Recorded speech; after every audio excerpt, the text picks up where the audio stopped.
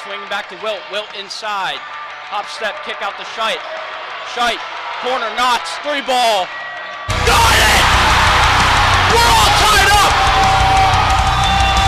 64-64. 1:12 left to play.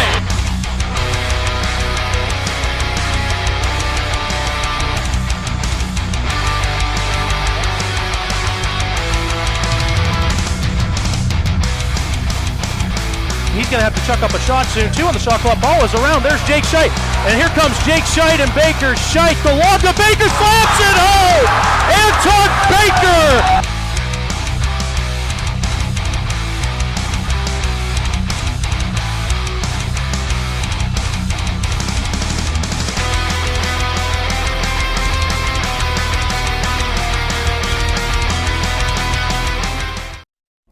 Welcome to this week's episode of JSW. Winter sports are on their way out, so we'll recap those, and then spring sports are warming up. So we'll have that all for you today on this episode of JSW. The men's basketball team finished 5-19, 10th in the PAC, right above Bethany in last place. Wasn't the season we were expecting from them, especially after this Allegheny loss, 111-62. Just kind of, Keegan, what are your thoughts, and just recap the season overall for the men's team? Yeah, so the men's team really struggled this year, as you said, struggled scoring. Couldn't really get any key players to get in those high numbers. We had Anton Baker a little bit throughout the end of the season, but beginning the season, they really struggled in that category of the game. Matt Popek, his last year, Ryan Felberg, his senior year as well, on their way out. Ryan struggled shooting this year as he did last year, but his beginning in his career, he really shot well. He kind of dropped off in these past two seasons, so that was a big factor in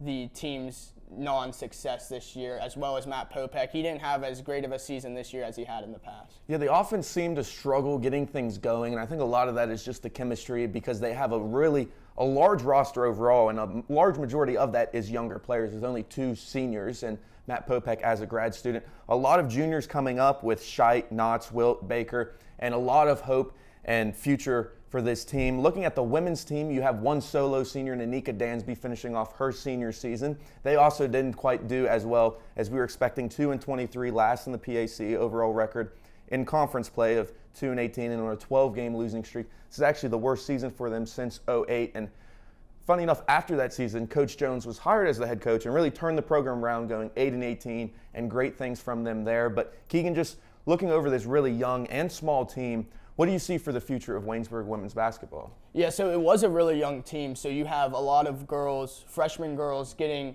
used to the college gameplay and getting their foot in the door. So I think next year we could see a more successful team than we did this year, as we have Liv Ammons coming back after she injured herself earlier in the season. So I think next year could be a pretty successful year for them. And track is going to make a very odd transition that it usually does from indoor to outdoor. We'll have Meg Berry on later in this episode to talk about that. But they both, men's and women's team, placed first of 5 teams in their last meet. And just highlight the championships coming up, Keegan. What excitement is coming from this team for their final winter meet and then to their future spring meets coming up? Yeah, so Catherine Henderson is actually top 50 in Division III for 3 events. It's high jump, long jump, and pentathlon. And I think she can have a successful run after these PAC championships and on to nationals possibly. But these PAC championships, I think she can have a good run there. Isaiah Matthews is 100th in the 60 meters in Division III for best time throughout this season. So I think he could also have a successful meet. PAC championships, wrapped up with Colby Morris finishing and advancing. He was a 3-time PAC Wrestler of the Week, which led the conference. He also won his 2nd PAC title in their past match. He'll be moving on and advancing in wrestling, but some other names to highlight in the wrestling season. Wasn't quite as extraordinary as Waynesburg wrestling usually is, but Aiden Bischoff and Trent Patrick finished 3rd and 4th in their respective weight classes as well. The final meet for Colby will be Friday the 24th in York, Pennsylvania for the Division III NCAA Southeast Regional. But looking into the spring, we've got a lot of excitement, a lot of warm sports coming. Baseball, softball, outdoor track and field, lacrosse. Baseball starts with a doubleheader versus La Roche. Keegan, what are you looking for in the baseball team and just overall spring sports and the excitement that comes with it? Yeah, I'm excited to see what they do with their pitchers this year. Corey Fisher, gone. He's not coming back. He was a senior last year, graduated. He was kind of our key role in that pitching area. And so I'm excited to see what they do if they bring up some younger guys to pitch and start those starting roles at pitcher. And the other spring sports coming up with outdoor track and field for both men's and women's. Their first meet will be March 18th, and lacrosse will begin March 3rd. But we'll cover up all of the winter sports in this episode of Jacket Sports Weekly. So don't go anywhere. Men's basketball is up after this.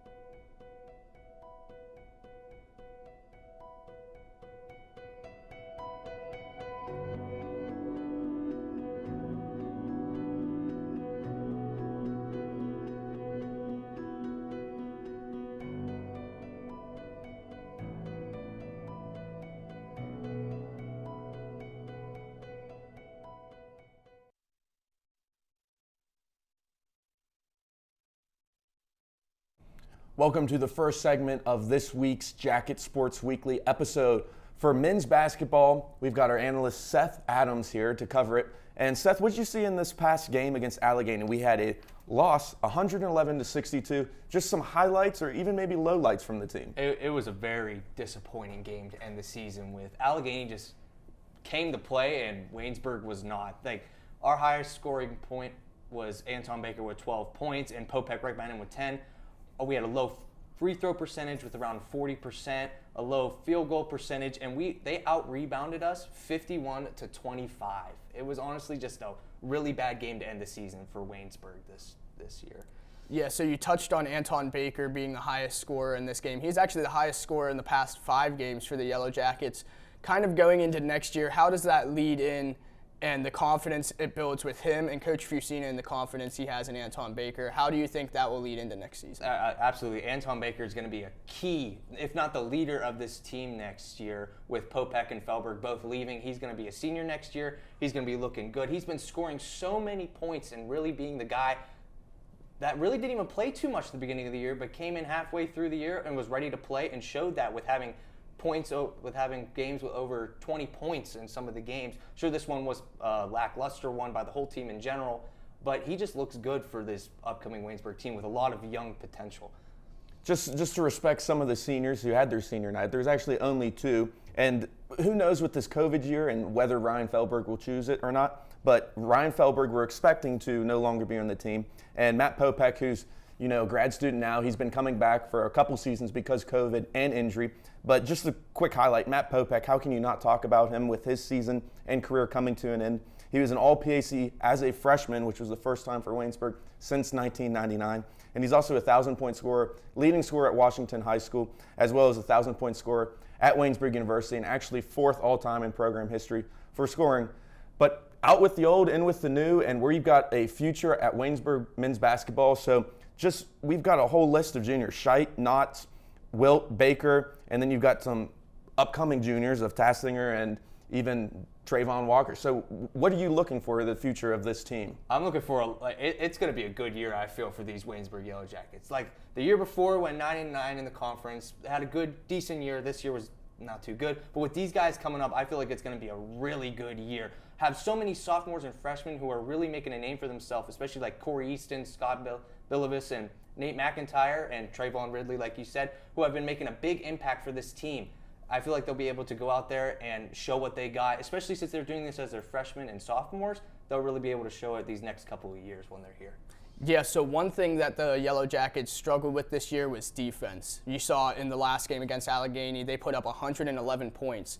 So what do you think Coach Fusina does kind of bringing in more defensive players? We have Bryson Wilt already, who's kind of the key defensive player for the Yellow Jackets right now. Do you think he brings in more defensive players or puts in a new scheme for more defensive players? I hope so, because it's been really lackluster on defense. We've had a lot of games where they've outscored us by a ton, and it just hasn't been too well. If they bring in some guys next year who are some maybe some taller guys. We have a very short team as of everyone else in the PAC. Maybe bring in some taller guys who can get more rebounds, play some better defense in the paint, and be able just to make some more plays on the defensive side of the ball. Again, young team coming up, but a lot of potential. I want to know what you think, Seth. So with all of these younger players coming up, I mean, with just the juniors will be seniors, like I mentioned before, you've got 4 of them. And so let's say that a lot of them have started this season, aside from injuries. Who do you think is going to be in that 5th spot? Or maybe it's going to be a transfer that comes in that's a true number 5, because it's been a while since we've had a true number 5. There's a lot of good guys on this upcoming. There's a lot of guys who are able to fill the shoes, but I think that John Tastinger has been doing really well these last couple of games, getting a name for himself. But there's still a lot of others, too, that can take that spot, like Corey Easton in the last couple of games, who had a lot of points, a lot of breakout events to happen for him. So I feel like it could really be any of these guys like John Tastinger, Nate McIntyre, Scott Billivis, and Corey Easton, who are really going to be able to fill in that 5th spot and make a name for themselves.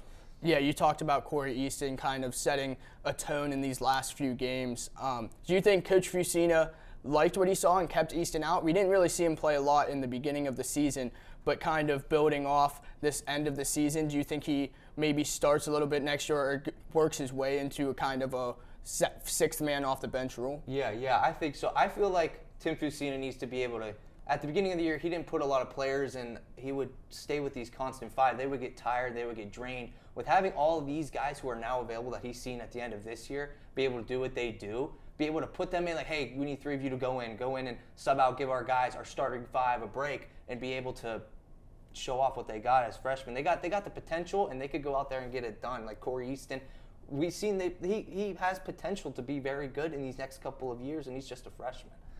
So Coach Fusina, focusing mainly on a defensive coach, and we've lost a lot of close games aside from this past one against Allegheny, and I'm sure he was trying some new things around.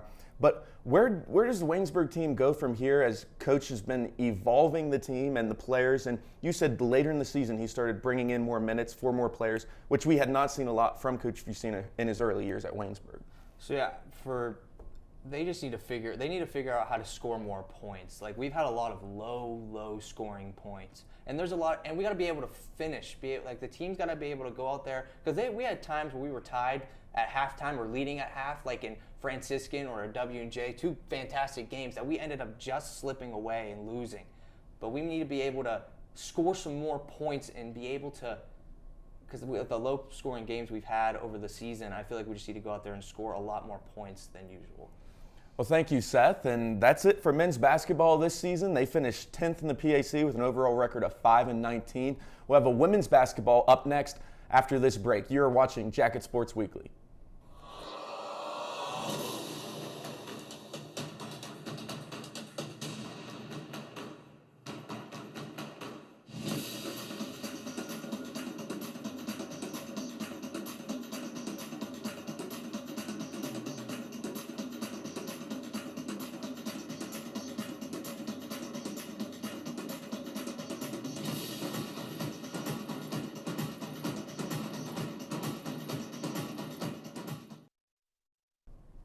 Welcome back to Jacket Sports Weekly. I'm Keegan Raabe, and joined with us today is Benicio DeFalco to talk about women's basketball. Benicio, thank you for being with us. We're going to start off by talking about this last game against Allegheny. This was a hard-fought W for Allegheny, pushed them to be the 5th seed in the tournament. Waynesburg really struggled shooting, going 19 for 62 from the field. I mean, they got to shoot better if they want to win these games. Allegheny had 61 rebounds compared to Waynesburg's 46. I mean, they led in 3 of the major stats in basketball. They had more blocks, more steals, and less turnovers. So, I mean, that's just a perfect recipe for success if you're Allegheny. We saw 3 Allegheny players score over double digits. Again, another perfect recipe for success. We saw Marley Wolf and Anika Dansby also go down with injury. I mean, that kind of hurt Waynesburg down the line, but we saw Madison Platt step in and make some big plays down the line for the Yellow Jacks to keep them in it a little bit. She had 14 points, and at one point she was just raining threes on Allegheny, giving a real good push for Waynesburg to come back into this game. Yeah, Madison Platt, 14 points. Wesolowski also 14 points. Both of those players are freshmen, and we've been talking about it all season. This team is so young. Coach Jones, they went 2-21 23 this season, 2-18 pack, finished last, had a 12-game losing streak. But what's next for this Waynesburg University team? Because they have a bright future with these players. Only one senior graduating, Anika Dansby. She's on her way out, but they've got a great young class and even more recruits on the way, I'm sure.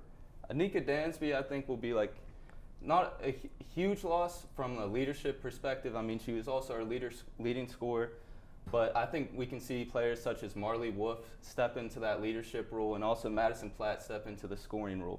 I mean, we also got Tori Wesolowski coming back next year and Clara Page Miller working the boards, and we're still very good. I think we're a good young lineup that just needs some time. And with Coach Jones, I think the future is very bright with this team, and if he's willing to bring in some recruits, and we definitely need some help with size, but if he can bring in those recruits, I can see us definitely improving. Yeah, you talk about size. You weren't here to see Brooke Fuller, you're a freshman. Brooke Fuller graduated last year, but she was kind of the bigger person in that fifth position. And she was an 1,000-point scorer here at Waynesburg, and kind of losing her, what do you think that kind of did for the Waynesburg program, kind of losing their big person underneath the basket? I mean, it definitely hurt us this year, as you can see. I mean, we definitely struggled rebounding the ball all year. I mean, there's a lot of improvements on this team, but I would say rebounding is definitely one of the something we need to improve on the most. And her leaving obviously hurt us the most, I would say. We've seen a lot of great play from these younger players, and that's really all there is to talk about. There's 9 freshmen on the team, 2 sophomores, and you mentioned earlier, Benicio, about how the team has that leadership role, and they only had 1 senior. And my knowledge just from sports and all, the upperclassmen are usually the leaders, but some of these younger players are going to have to step up, take this leadership role with the experience and confidence they've gained this season. Benicio, I'm going to ask you a question. I want you to tell me who you think from this freshman class is going to be the next 1,000-point scorer at Waynesburg. I would probably take Madison Platt, and just her confidence to shoot the ball. I mean, we saw her shoot it all year, whether she was making or missing. She's got the confidence. She had like 200-something points this year. I think she can definitely make the push to 1,000 in the future years. I mean, she's going to have a bigger role next year. And obviously, with the minutes being up, I think she can make a push. A person we haven't touched on yet is Liv Ammons. She went down earlier this season with a knee injury, and she was a huge factor in the Jackets' success early on in scoring and rebounding, but we lost her halfway through the season. How do you think getting her back next season will help this Jacket team? I mean, it will definitely help on the boards, something we struggle with all year, as we touched on. So, I mean, her helping out with the boards and also scoring, take a little bit of workload off everyone else, and it will help us win some games, hopefully more than 2 next year. Yep, 2 wins this season, 2-23 overall. This was actually the worst season since '08, but there's still great things coming from Waynesburg University. One final question. We've talked about, a bigger player in the paint, someone that can, get the boards. That's definitely where Waynesburg has been lacking, is receiving rebounds. But what other spots does Coach Jones look to recruit in the future? Ball handling, you've got your vision and assists. Just what are those attributes you're looking for future recruits? I would definitely go ball handling. We saw the girls turn the ball over a lot this year. And I'll also go shooting. I mean, shooting has been terrible this year all season. I mean, if we can get some good shooters with some size, only good things to come for Waynesburg. Yeah, thank you, Benny, for being on this with us. And that will conclude this segment of women's basketball on Jacket Sports Weekly. Stay tuned, though, for more. You're watching WCTV, where we aim to bring you the best local coverage of what you care about most. Everything from local businesses to hometown sports and the latest weather. We're keeping up to date with what you need to know about issues that affect our campus and our community. We're telling the stories that matter, celebrating our past, our future, and our potential. So tune in for all the latest buzz right here on WCTV Channel 14, Waynesburg. Welcome back to JSW. I'm here with Meg Berry, our track analyst, and PAC championships are coming up for the indoor season. But first, you had an Ohio Wesleyan University meet, and both the men's and women's team placed first. Meg, if you just want to highlight that, and then even some of the members on the team as well. Yeah, quick overall at the meet, both men and women, like you said, came home with first place. That meet It was mostly just lower D3 schools, so it was like right around our competition level. And there was only 5 teams there, including Waynesburg. So it was a lower meet. There wasn't a lot of teams there or anything like that, but it was a very good meet for us heading into PAC championships. There was a lot of PRs coming out of this meet. Zach Barat had a huge PR in the 200-meter dash. Kai Herbert got first place in the high jump. Andrew Kemmer got third in the triple jump. And on the women's side, Michaela Rose came home with both first place in the 60-meter and the 200-meter dash. Claire Klaus came in second place in the 60-meter dash, just thousandths of a second behind Michaela Rose. Maggie Staines came in first place in the 800-meter. And then Rebecca Dolce and myself both placed in shot put this past weekend, both PRing. And those PRs just coming back and having 1 week break in between PACs and that meet is really good to have because it just sets us up perfectly for the PAC championship meet this Thursday. Yeah, so you kind of touched about the break a little bit, and you guys had a bigger break this time than you have in the past in between these 2 meets. How does that affect the overall outcome, do you think, of the PAC championship? If it's going to be a little rough getting back into it since you've had a break, or if it's going to be easy since you have more time to prepare? I think definitely give us more time to prepare. So that last week, what we used it as is just getting our reps up, like really getting and like working down on technique. It was kind of a heavy week, and we did a lot of hard work and stuff like that. We had longer practices, more technique, more reps on every single event. There was more faster drills for the runners, more longer runs for the distance runners and things of that nature. So I really think the higher reps that we were able to get last week are going to set us up perfectly. And we're using this week as a rest week. Our practices are not set up to be long this week. It's more just footwork and just really quick, easy technical things. So Meg, you've got one more meet, championships coming up. What are some of your goals coming into this? Morale's high for the team, some goals personally and team goals for this upcoming meet and ultimately the final PAC meet of the year. So for the team, men's team specifically, last year they placed 7th overall in the PAC, which now there's 9 teams. Last year there was 8, but this year there's been a huge wave of freshmen that have come in for the men, and a lot of the underclassmen and a lot of the upperclassmen have improved tremendously just in 1 year. So I really feel like they are going to have a big jump this year. They're projected to place around 4th or 5th, which is huge for them considering they've had a couple bad streaks when it comes to track. On the women's side, we're projected to place in the top 3, but that just happens if we just show up. If we perform the way that we have been in the past meets, if we take all these PRs and we really put our full effort in this weekend, that's definitely what our goal is. Unfortunately, the big competitors for us are Grove City and Westminster, just because they have 70 girls just on their girls team.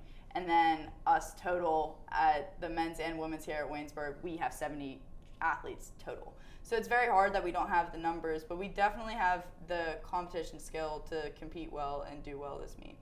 So after these championship meets, spring track season's coming up. How is that transition kind of going from indoor track to now outdoor, where you have to balance the weather and still conditioning outdoor now? So the weather is definitely the trickiest part about it, just because, I mean, it's March, it's very questionable. You never know if it's going to snow or if it's going to be 80 degrees and sunny. It's very unreliable this time of year. But this week, once we're done competing on Thursday, we have the rest of the week off and the weekend, but we're starting right back up again on Monday. And instead of going inside and doing work inside, we're outside as much as we possibly can unless it's snowing. And that's the best way to do it at this point. We don't have time to stop, because when we do come back from spring break, we have a track meet that weekend. So we don't have time to stop. We just really have to take advantage of the warm weather, and even if it's cold, we just kind of have to put on layers and go outside and get whatever time in we can get in. We hope the spring is going to be warm, especially for the track team, but also just personally for myself. But talking back to the spring season, I know there's some event changes because you're outdoors and you have a track and more field events as well. But how's the team going to shift around? Are you losing any members to other sports, or are the members going to be different for the different events? And ultimately, just what are the goals for the team going into the spring outdoor season? We're actually gaining members. There's a lot of people coming from wrestling and basketball, which is just helping us. on mostly the men's side, but to add on to that, like you said, there are more events in outdoor than they are in indoor. So for me personally, like, I'm more focused on shot put right now because that's the event that I do for indoor. But when outdoor season comes around, that's going to be on the back burner. That's not what is important to me. Javelin is what's important to me. And it's definitely a change of pace because a lot of athletes like completely change their mindset because you have to. Events get longer, more events get added and things of that nature. So I think it's just a mindset switch, but it doesn't affect us at all, I believe. So you had a pretty successful year last year in javelin. Are you looking to kind of jump back into that route now going into this next spring season? Yes, definitely. I missed nationals last year by literally like this much. So that was kind of, it hurt, but it also motivates me to do much better this year. And on top of that, to have that type of success as a freshman is just something that makes me hold myself up high about. And I definitely would love to make it to nationals this year, but overall, I feel like our team is going to do much better this year in the pack than we did last year. And that's the first goal, is pack championships rather than my individual goal of nationals.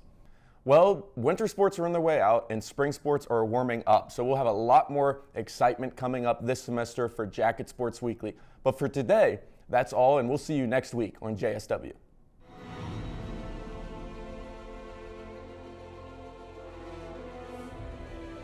This has been a production of Waynesburg Community Television.